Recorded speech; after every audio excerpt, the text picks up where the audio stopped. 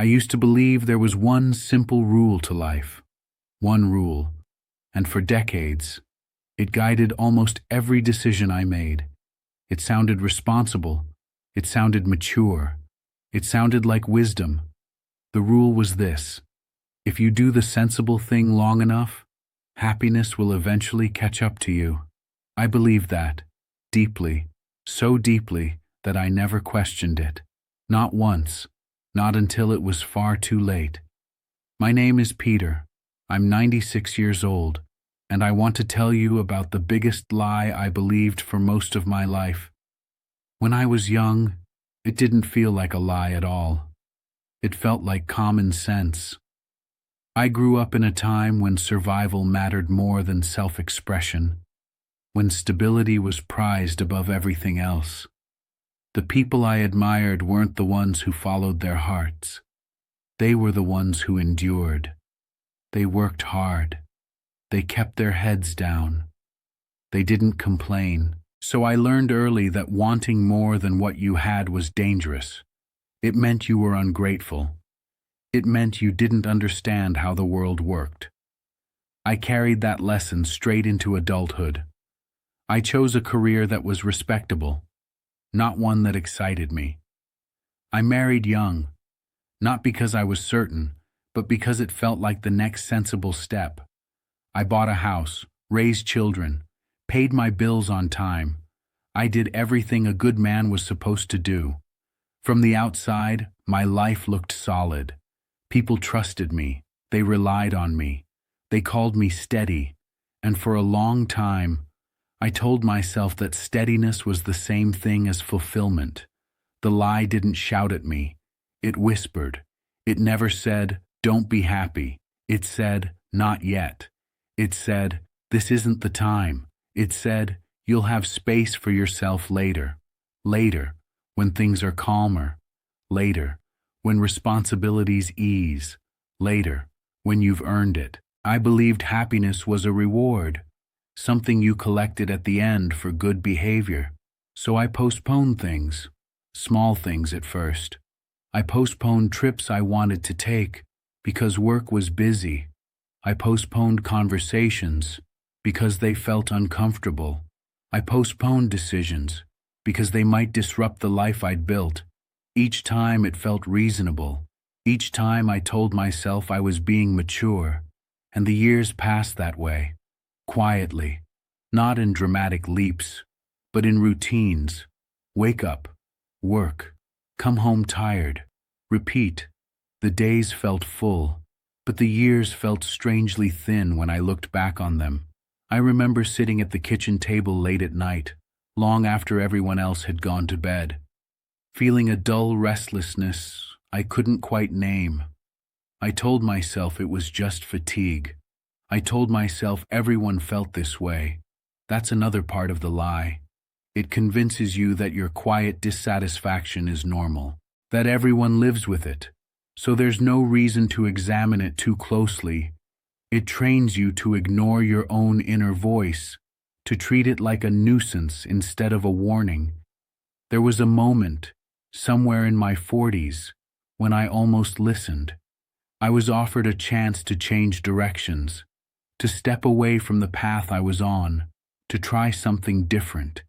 It scared me, not because it was impossible, but because it would have forced me to admit something, that the life I'd been living wasn't enough for me.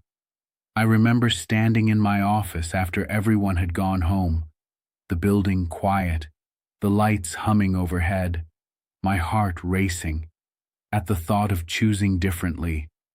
And then the lie spoke again.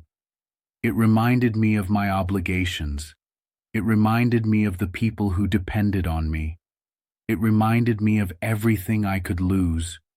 It didn't mention what I was already losing, day by day, by staying the same. So I stayed. That decision didn't ruin my life.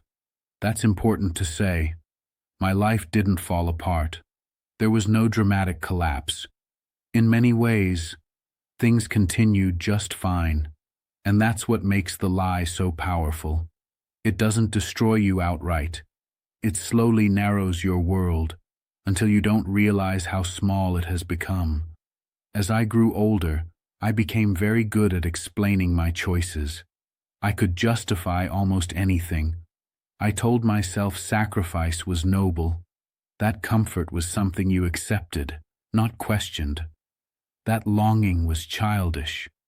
I became proud of how little I needed, how much I could tolerate.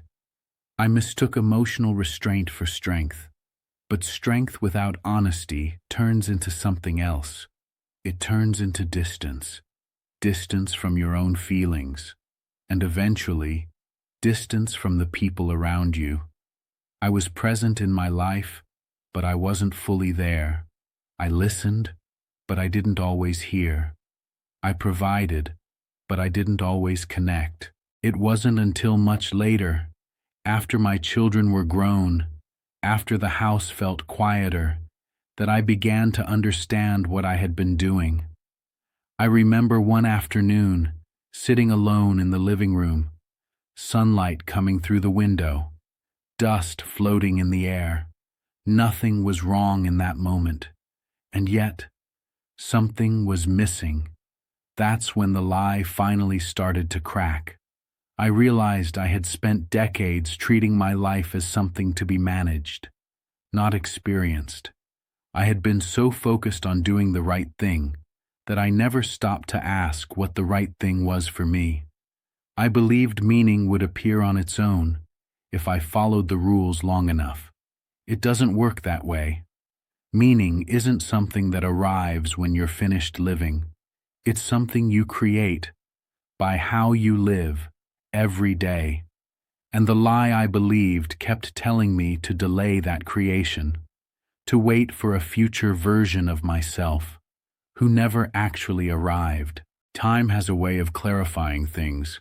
As your body slows down, your mind has fewer distractions.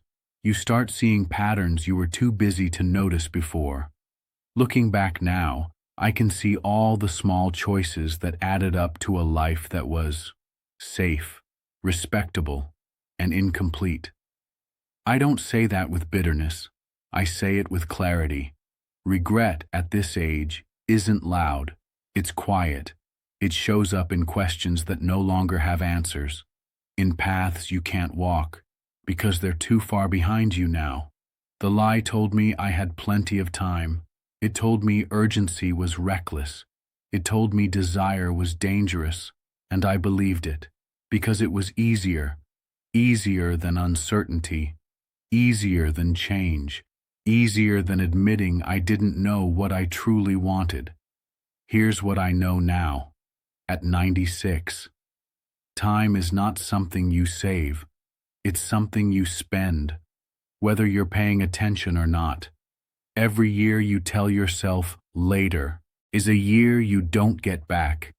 And later has a habit of disappearing, just when you finally reach for it. If I could speak to my younger self, I wouldn't scold him. I wouldn't tell him he wasted his life. That wouldn't be true. I would tell him this.